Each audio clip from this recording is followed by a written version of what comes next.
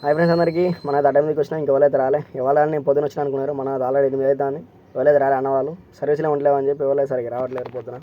వాళ్ళు రాయబడ్డకి ఫస్ట్ బండి మనదే కాబట్టి మనం తొందరగా వెళ్ళిపోతానమ్మా చూడాలి టీచర్స్ అయితే దిగారు స్కూల్ టీచర్స్ ఇక్కడ రాయబడ్డకి అయితే ఉంటారు వాళ్ళు మా అని ఇప్పుడు వెళ్తాను మనకు పొద్దున ఎట్లా చూడాలి సర్వీస్ అయితే చాలామంది ఎట్లా బస్ కోసం వెయిట్ చేస్తారు మా బస్సు వచ్చేంత వరకు కూర్చొని ఏం పని లేకపోతే బస్సు వచ్చేంత వెళ్ళిపోతారు రాయబడ్డకి వచ్చినామా ఇక్కడ కూడా ఎవరు లేరు అన్న వాళ్ళు అయితే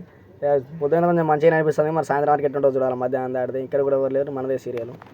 రాజపేటలో కూడా ఇంతకుముందు చెప్పాను కదా రాజపేటలో ఇప్పుడు పోయి దాదాపు మనం వచ్చి 2 గంటలు అవుతుంది బస్సులు రావడం బస్సు ఎక్కిపోవడం ఎంతసేపు అయినా సరే పక్కన బస్ స్టాండ్లో కూర్చుంటారు తప్ప ఎవరైతే ఎటన్నారం కానీ మంగపేట కానీ రావట్లేదు ఎంతసేపు అయినా ఆగి బస్సు వస్తేనే బస్సు కోసం కూర్చొని మాత్రమే పోతారు ఇట్లాంటి సర్వీస్ అసలు ఘోరం అయిపోయింది ఫ్రీ బస్ కావడం వల్ల ఎవరైతే డబ్బులు పెట్టుకొని పోవడానికి చూడలేదు పని లేకపోతేనే ఆగుతారు కానీ పనుంటే మాత్రం వెళ్ళిపోతారు